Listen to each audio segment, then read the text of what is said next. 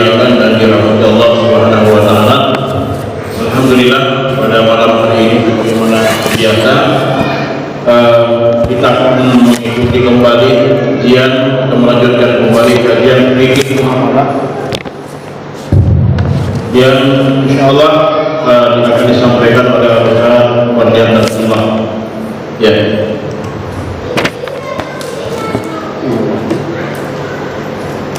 Ya, marilah kita sama-sama mendengarkan kajian dari beliau, dan setelah uraian beliau maka kami persilakan kepada para jamaah sekalian untuk mempertanyakan berbagai hal yang berkaitan dengan hal-hal yang apa yang disampaikan, ataupun ada mungkin hal-hal yang lain di luar pembahasan. Oleh karena itu langsung saja kami silakan kepada beliau. Pada hari apa lagi? Iya, masih akan. Ya. Baik, betul.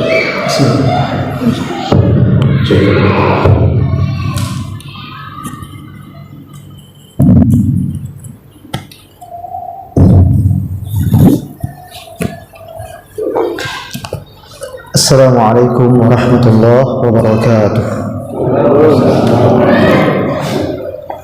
Alhamdulillah Rabbil Alamin Alladhi hadana lihada wa ma kunna linahtadiya lawla an hadana Allah. Ashhadu an la ilaha illallah wahdahu la sharika lah, wa ashhadu anna Muhammadan abduhu wa rasuluhu la nabiyya wa la rasula ba'dah.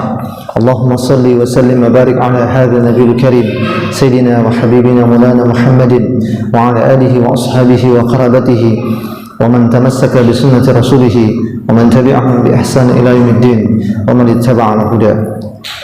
قال الله تعالى في كتابه الكريم وهو أصدق القائلين أعوذ بالله السميع العليم من الشيطان الرجيم بسم الله الرحمن الرحيم وأحل الله البيع وحرم الربا.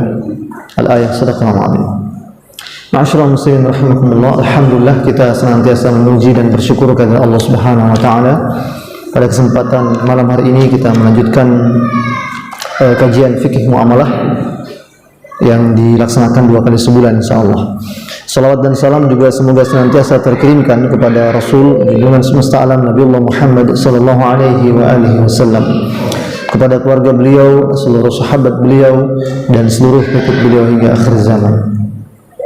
Ma'asyiral muslimin rahimakumullah, kita melanjutkan pembahasan seputar akad dalam transaksi muamalah. Insyaallah pada kesempatan malam hari ini kita mulai akan membahas tema tentang kaitannya akad muamalah, tentunya berkaitan dengan bagaimana seorang tanmiyatul mal, mengembangkan harta. Ya, karena sudah kita bahas dulu tentang ahkam tamalluk, hukum-hukum memiliki harta. Sekarang kita bahas tentang ahkam tanmiyah atau tasarruf, ya, hukum-hukum seputar mengembangkan harta. Ya, dan beda antara hukum memiliki harta dengan hukum mengembangkan harta. Kalau hukum memiliki harta itu menyangkut soal bagaimana seseorang memperoleh harta dari tidak punya menjadi punya. Sementara kalau tasarruf atau tanmiyah itu berarti seorang sudah memiliki harta, tapi hartanya itu dia mau kembangkan, dia mau tambah. Ya. Yang dalam Islam mengembangkan harta itu faktanya, kita bicara fakta tentang barang yang dikembangkan itu hanya ada 3 macam. Yang pertama, barang yang ada di alam semesta atau berupa seperti tanah, ya, al-ardun atau tanah atau kebun, lahan dan sebagainya, atau yang serupa dengannya, misalnya seperti ya mungkin seperti sungai dan segala macam itu. Meskipun nanti pada aspek kepemilikan ada yang sifatnya umum, ada yang sifatnya pribadi. Kalau seperti tanah itu bisa milik pribadi, bisa juga milik umum. Tapi kalau sungai itu milik umum. Meski setiap orang boleh mendapatkan manfaat dari sana. Ya, boleh. Ke sungai mancing ikan di sungai. Ya kan? Capek mancing ikan, mancing emosi pula. Nah, itu kan sungai itu milik umum, tapi kemudian seorang boleh datang ke sana untuk mendapatkan harta di sana dengan misalnya mancing di sana. Nah, itu kepemilikan, ya, hukum memiliki. Kemudian jadi itu yang pertama. Yang kedua, juga bisa pengembangan harta itu menyangkut harta yang sudah ada namun kemudian dijual. Itu disebut dengan hukum al-bai' atau jual beli. Kemudian yang ketiga, ada juga harta yang sudah ada tapi dirubah menjadi harta lain. Ini yang dalam Islam disebut as-sana'ah atau industri. Rotan dibikin jadi kayu. Nah itu rotan dibikin jadi kursi rotan. Kalau tak ada apa istilahnya itu rotahnya, ya bukan, tak ada akar rampun jadi, salah ya, rotan punjabi ya. Kalau rampun jadi disebut unsur film ya. Tak ada kayu rotan punjabi, terbalik ya, tak ada rotan kayu punjabi. Jadi itu sana'ah, industri, merubah jadi dari sesuatu benda menjadi benda lain. Intinya sebenarnya tanmiyatul mal atau mengembangkan harta itu hanya 3 ini saja. Nah, bedanya tadi dengan memiliki, kalau memiliki dari tidak ada menjadi ada, ya, dari tidak ada menjadi ada. Nah, masyaallah muslim rahimakumullah. Nah, kita akan bahas sekarang tanmiyatul mal, pembahasan seputar al-bai' atau jual beli. Mungkin ini cukup panjang pembahasannya. Mungkin beberapa kali kita akan bahas pembahasan seputar al-bai' atau jual beli, berikut macam-macamnya, berikut hukum-hukumnya, rukun syaratnya dan seterusnya. Akan kita bahas insya Allah dengan tuntas, dan kita tentu akan mengaitkan dengan kondisi-kondisi atau fakta-fakta yang ada di masyarakat yang seperti sekarang ini. Karena kita lihat memang namanya teknologi itu kan berkembang ya, sarana-sarana itu berkembang. Dulu orang jual beli harus tatap muka, sekarang jual beli bisa virtual gitu, apalagi COVID ya, dan seterusnya. Sehingga ini semua akan kita bahas tuntas pada pembahasan mungkin beberapa kali pertemuan. Insya Allah tema-tema lain yang belum sempat terbahas tadi seputar misalnya memiliki harta, misalnya kayak seputar memancing misalnya, itu ya, nanti akan kita bahas juga itu ya, hukum misalnya memancing ya, hukum memancing di sungai, di laut dan seterusnya, di tambak, di empang, menyewakan lahan untuk seperti itu, nanti akan kita bahas juga itu pada kesempatan ini. Saya kira masih banyak sekali yang belum kita bahas. Kita belum pernah bahas juga seputar gadai, kita belum pernah bahas seputar syirkah ya, dan seterusnya. Baik, al-bai' atau jual beli, definisinya kata para ulama adalah mubadalah mal bimalin wa tamlikan wa tamallukan ala sabilit taradhi. Jual beli adalah pertukaran harta dengan harta sebagai pertukaran pemilikan berdasarkan keridhaan. Jadi dalam Islam, Bapak Ibu rahmatullah, Islam itu menyamakan antara jual beli dengan barter. Kalau kita kan tukar beras dengan singkong namanya barter, tapi kalau dalam Islam tidak, itu juga namanya jual beli. Jadi mau uang ditukar sama barang atau barang tukar dengan barang, semuanya disebut jual beli, al-bai'. Itu definisi tadi. Jadi mal bimalin, ya, pertukaran harta dengan harta, tamlikan wa tamallukan, ya, sebagai pertukaran pemilikan, ya, ada sabil taradhi, berdasarkan keredaan atau keridhaan. Jadi pertukaran harta.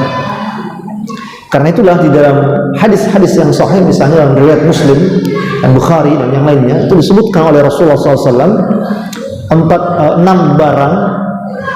barang yang disebut barang ribawi, barang-barang ribawi yang ketika dipertukarkan sejenis sifatnya itu maka mesti masalah semisal, ya, sawaan bisawain, sama jumlahnya, ya dan biyadi.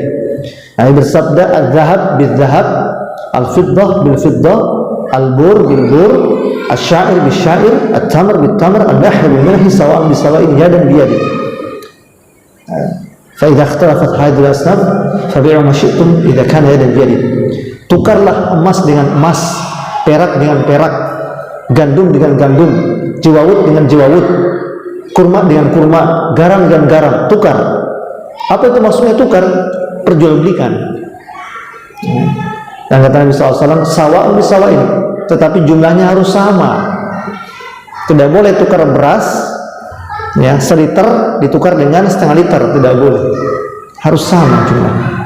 Tidak boleh tukar perhiasan. Ibu-ibu datang ke Pegadaian, ya, atau datang ke apa itu, penjual apa istilahnya, jual beli, ada yang biasa melayani jual beli emas di pinggir jalan itu. Dia butuh uang, maka dia datang ke sana, atau mungkin dia menukarkan perhiasannya 10 gram ditukar dan dia kembalinya hanya terima 9 gram misalnya. Tidak boleh, karena itu tidak sawa'un bisawain, tidak sama jumlahnya, ya, tidak sama jumlahnya. Jadi dipertukarkan kata Nabi itu dengan sama jumlahnya, sawa'un bisawain. Kemudian ya dan biyadin, dan juga dipertukarkan dengan tunai, ya. Wa idza ikhtalafat hadhihi asnaf, kalau kalian memperjualbelikan barang-barang ini beda jenisnya, maka fabi'u ma syi'tum, juallah sesuka hati kalian, ya, idza kana yadan biyadin, ya, tetapi dengan syarat, ya, mesti yadan biyadin, tangan dengan tangan alias tunai, ya, jual belinya harus tunai. Jadi memang Allah Subhanahu wa taala menyebutkan dalam Al-Quran, wa ahallallahu al-bai', dan Allah menghalalkan jual beli. Tapi bukan berarti semua jual beli itu halal. Dalam kaidah usul, para ulama menjelaskan al-am yabqa al-am ma lam yarid adalut takhsis. Dalil umum tetap dalam keumumannya selama tidak ada dalil yang mentaksis atau mengkhususkan. Al-Quran menyebutkan surah Al-Baqarah tadi, wa ahallallahu al-bai', dan Allah menghalalkan jual beli. Tapi tidak berarti semua jual beli itu halal. Kenapa? Karena kalau kita baca ayat yang lain ataupun hadis-hadis yang lain yang sahih, kita akan dapati ternyata jual beli itu ada yang boleh, ada yang terlarang. Hanya definisi di sini disebutkan secara umum saja. Definisinya jual beli itu adalah, definisi atau pengertian jual beli itu adalah pertukaran harta dengan harta sebagai pertukaran kepemilikan. Jadi tamlikan atau tamallukan sebagai pertukaran pemilikan, ya, dan disertai dengan, tentu disertai atau didasarkan kepada ala sabil taradhi, didasarkan kepada keridhaan, ya. Jadi pertukaran harta bisa yang bertukar itu harta dengan harta, bisa juga yang bertukar itu uang dengan harta, ya, karena fakta uang itu sudah ada sejak zaman dulu. Bahkan kalau kita lihat sejarah penggunaan dinar dan dirham oleh Rasulullah SAW ketika hijrah ke Madinah, dan beliau menjadi imam atau kepala negara di Madinah, ternyata juga dinar dan dirham itu berasal dari peradaban Romawi dan Persia. Dinar itu dari Bizantium Romawi, dan Persia, dan dirham itu dari Persia. Dan penggunaan mata uang itu sudah ada sejak zaman dulu. Nah, ma'asyiral muslimin rahimakumullah, maka itu, ya, jual beli itu pertukaran. Kemudian di dalamnya juga otomatis konsekuensinya adalah pertukaran pemilikan. Ketika sudah bertukar harta itu, otomatis terjadi pertukaran pemilikan. Sehingga ketika seorang si A telah menjual barangnya kepada si B, otomatis kepemilikannya sudah berubah milik si B. Sehingga tidak boleh lagi si A itu mengatur-ngatur, ya, ini barang yang kamu beli sama saya, kamu jangan jual segini ya, kamu jangan jual begitu ya, kamu harus begini ya. Itu tidak boleh, ya. Jual beli kafling, ya, kemudian penjualnya mengatakan, Anda beli kafling sama kami, tapi Anda tidak boleh garap itu kafling selama 3 tahun. Jadi jual belinya pakai S dan K, syarat dan ketentuan berlaku. Anda boleh beli kafling sama kami di Moncong Loe atau di mana, tapi kafling itu tidak boleh Anda apa-apakan selama 3 tahun, tidak boleh digarap. Nah, ini tidak boleh, tidak sah. Karena ketika jual beli itu terjadi, maka sesungguhnya itu sudah terjadi pertukaran kepemilikan, ya, sudah terjadi pertukaran kepemilikan. Sehingga meskipun yang menyebut dirinya itu developer properti syariah, gitu ya, meskipun menyebut dirinya developer properti syariah, tapi menjualnya seperti itu keliru, tidak dibolehkan, ya. Karena ketika sudah dijual, transaksikan itu tanah kafling itu, ya itu sudah haknya si pembeli. Dia mau tanami kek, dia mau biarkan rumputnya tinggi, dia mau pangkas rumputnya, dia mau pagari, hak dia. Ya. Si penjual dalam hal ini developer tidak punya hak lagi untuk mengatur-ngatur.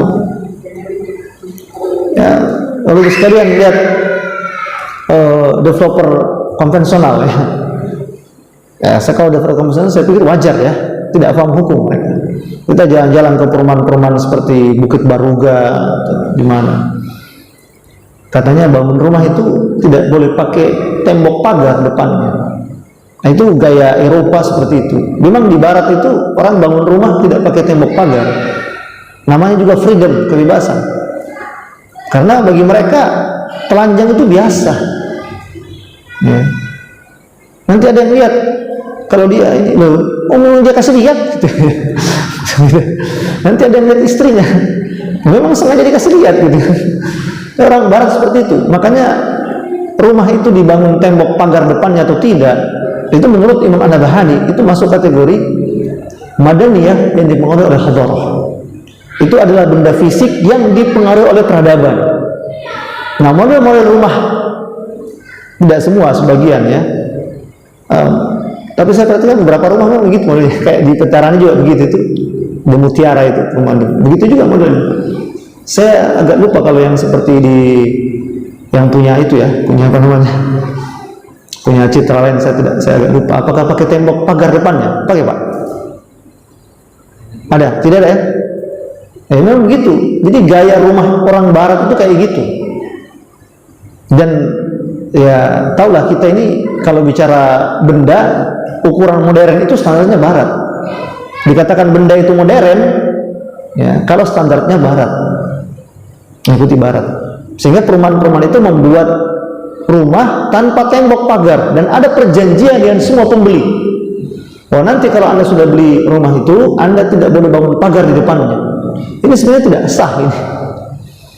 Itu syarat, itu ketentuan syarat yang tidak sah. Karena itu hak punyanya yang sudah beli rumah. Dia mau bangun tembok kek, dia mau pakai kanopi, terserah dia. Dan tidak boleh penjual itu melarang-larang karena itu sudah berpindah kepemilikan. Itu sudah berpindah kepemilikan. Itu sudah berpindah kepemilikan. Jadi jual beli itu konsekuensinya dia pertukaran harta dan di sana ada pertukaran pemilikan.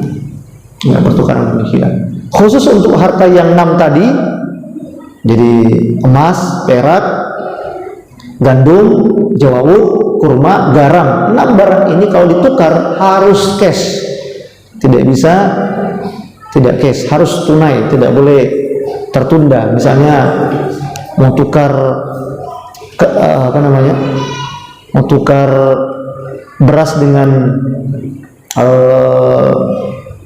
kurma misalnya, itu tidak boleh tertunda. Misalnya ini saya kirim beras dulu, besok kurmanya datang, tidak boleh, harus langsung tunai.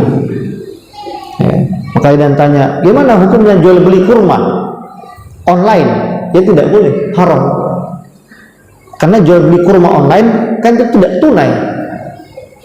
Ini mungkin uangnya duluan kirim baru datang kurmanya, atau kurmanya dulu dikirim baru dikirim uangnya. Tidak terjadi transaksi tunai di dalam. Hanya saja sebagian ulama berpendapat, ini pendapat sebagian ulama, bahwasanya khusus untuk makanan, kan tadi disebut dalam hadis itu ada 2 kelompok ya, kelompok logam, emas, perak, dan kelompok makanan, yaitu kurma, garam dan segala macam. Itu dibolehkan dengan tidak tunai, ya, dengan beberapa ketentuan. Yang pertama, pembeli dan penjual, atau dalam hal ini si penjual, ya, intinya pembeli dan penjual itu sama-sama bersikap amanah. Ya, ketika sudah kirim uangnya, nanti betul-betul datang itu barangnya. Nah, sehingga mereka sama-sama thiqah, sama-sama percaya. Ya, sama-sama thiqah, sama-sama percaya. Kalau itu terjadi maka sah, boleh makanan itu dibeli secara tidak tunai, bukan riba. Kemudian yang kedua, juga ini dibolehkan kepada makanan karena ada hadis riwayat Ahmad dalam kitab Musnad Ahmad yang menyebutkan, hadisnya sahih, dikisahkan bahwa Rasulullah SAW juga pernah mengutang gandum kepada seorang Yahudi. Jadi kalau ngutang gandum kan otomatis gandumnya dulu Nabi ambil, nanti dibayar pakai dirham beberapa hari kemudian, berarti tidak tunai. Ya. Ini menunjukkan bahwasanya khusus untuk jual beli yang sifatnya makanan dari 6 jenis barang ribawi tadi itu dibolehkan tidak tunai. Ya, dibolehkan tidak tunai. Dan ini pendapat yang paling kuat. Ya, jadi dengan dua pendapat di sana, ada yang mengatakan itu haram, itu riba, ada pula yang berpendapat itu boleh, itu bukan riba, khusus untuk yang makanan. Ya, namun kalau yang pertukarannya berupa emas perak, ini tidak ada tawar menawar, pokoknya itu riba, tidak boleh bersifat kredit atau tidak tunai. Misalnya seperti ibu-ibu ditawari sama pegadaian untuk beli emas, ya, beli emas di pegadaian. Nah itu tiap bulan ibu-ibu itu store uang ke pegadaian, emasnya belum dikasih tuh emasnya, dia store uang saja tiap bulan. Nah itu berarti membeli emas secara tidak tunai, ya, cicil atau kredit. Nah ini hukumnya haram, riba. Jadi perhiasan emas tidak boleh dicicil. Ya. Nah, biasa itu ada kayak kita orang Makassar bilang tukang teken-teken. Misalnya ibu-ibu itu yang kerjanya itu kasih cicil-cicil barang ke teman-temannya. Itu kalau menawarkan berupa perhiasan emas ataupun perak itu tidak boleh dengan cicil, harus cash. Maka caranya itu dia mesti simpan sendiri uangnya, nanti cukup baru kemudian terjadi transaksi. Sama halnya dengan kalau kita bertransaksi ke pengrajin emas, ya, ada orang mau menikah atau ada orang yang mau memesan perhiasan ke pengrajin, ya, itu modelnya itu tidak boleh membeli perhiasan yang dibikin atau dibuat sama pengrajin tadi, misalnya dengan memberikan panjar dulu terlebih dahulu, karena itu berarti tidak tunai. Ya, sudah dikasih panjar tapi emasnya belum saya terima, masih dibikin sama tukang si pengrajin emas, berarti tidak tunai sifatnya. Mestinya akadnya saja dirubah. Jadi akadnya itu beli emas dulu batangan tunai, beli emas batangan tunai. Setelah itu emasnya dapat dibeli dari si pengrajin emas tadi berapa gram, misalnya katakan 10 gram. Lalu setelah itu dia akadnya lagi adalah ijarah, menggaji si pengrajin untuk membuatkan perhiasan. Jadi bukan lagi akad jual beli emas, tapi akadnya adalah ijarah atau ujur. Dengan kata lain, untuk jual beli emas tidak berlaku namanya bai' istisna atau jual beli pesanan untuk dibuatkan, karena namanya bai' istisna itu jual beli yang sifatnya dibuatkan. Kalau jual beli mebel, kursi, lemari boleh, itu sifatnya dibuatkan, artinya bayar DP dulu, karena itu tidak masuk kategori 6 barang ribawi tadi. Tapi kalau emas tidak boleh, sehingga otomatis akadnya itu dia jual beli emas batangan dulu, sah, selesai. Setelah itu dia katakan, tolong Pak pengrajin emas, ini emas saya yang sekian gram ini, itu dibikinkan saya perhiasan bentuknya begini, begitu, dan seterusnya. Gitu. Jadi ceritanya ketika datang si pembeli emas ini, langsung dibayar harganya itu emas, harga emas batangannya, ya, dibayar harga emas batangannya. Nanti kalau selesai jadi, dibayar lagi ongkos kerjanya bikinkan perhiasan. Nah, nanti dia bisa sebutkan berapa ongkos kerjanya, ya, tergantung bagaimana modelnya yang kita minta. Itu modelnya seperti apa. Itu misalnya seperti itu. Nah itu dibolehkan kalau seperti itu. Jadi memang khusus 6 barang tadi itu pertukarannya mesti hati-hati. Ya, jual belinya mesti hati-hati, karena kapan tidak hati-hati bisa masuk riba.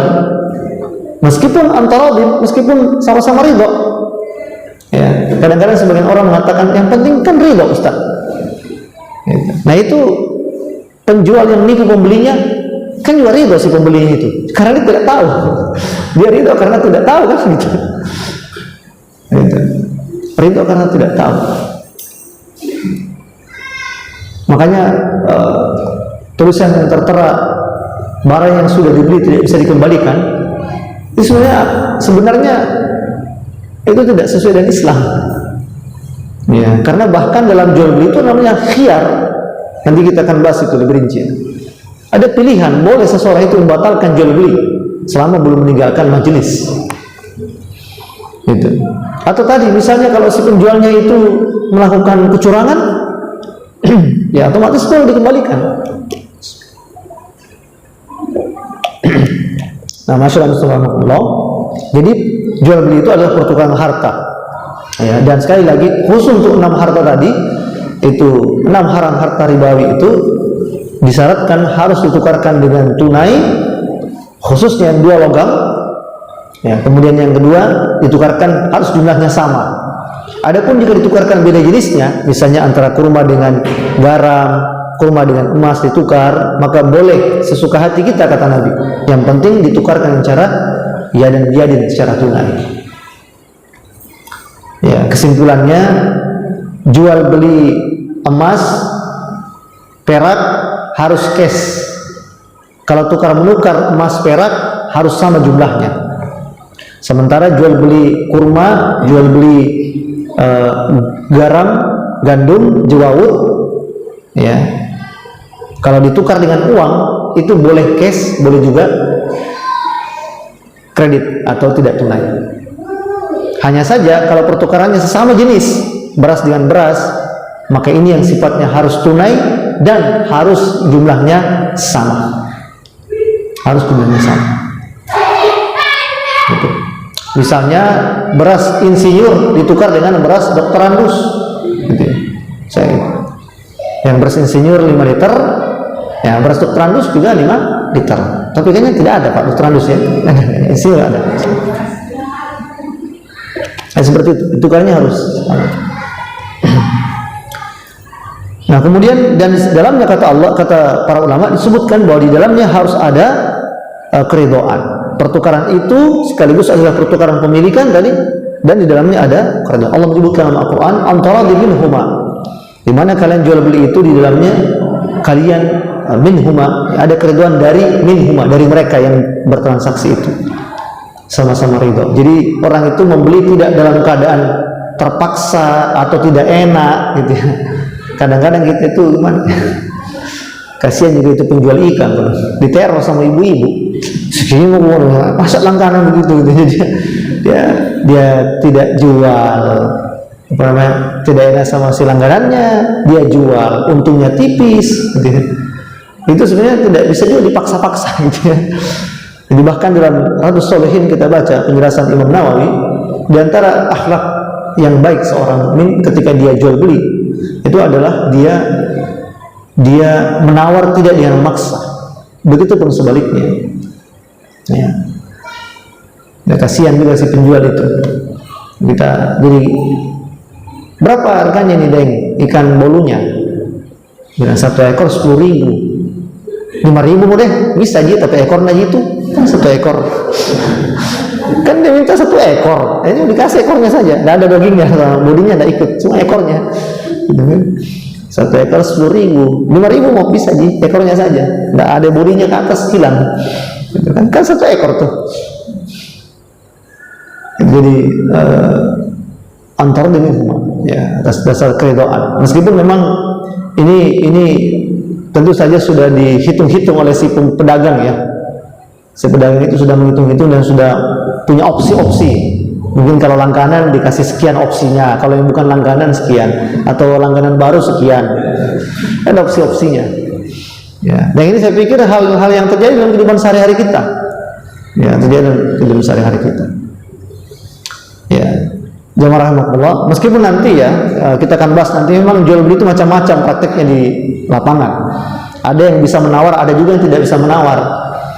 Ya, kalau ibu datang ke apa namanya mall yang di sana ada matahari tapi tidak panas, kalau Panakukang ya, mataharinya tidak panas. Kalau belanja di sana otomatis tidak boleh nawar. Masa iya belanja di sana pakai nawar, belinya di swalayan gitu, kan tidak bisa nawar. Karena harganya sudah jelas tertera di situ. Nah, Masya Allah, rahimakumullah. Demikian sementara kita bahas pembahasan tentang jual beli. Nah, ini sifatnya masih membahas definisi, yang kita baru bahas definisinya saja itu sudah banyak sekali pembahasan fikih yang terkandung di dalamnya. Nanti insya Allah kita akan bahas mengenai rukun jual beli, syarat-syarat jual beli dan seterusnya, yang memang pembahasannya masih panjang. Termasuk nanti kita akan bahas juga jual beli yang sifatnya kontemporer, ya, yang praktik di lapangan seperti sekarang itu. Kalau kita ke swalayan kadang-kadang ada namanya tebus-tebus, ya apa namanya itu, kayak tebus-tebus barang gitu ya, dan macam-macam lah. Ya. Baik, sementara demikian saya kembalikan. Saya persilakan kalau ada yang mengajukan pertanyaan.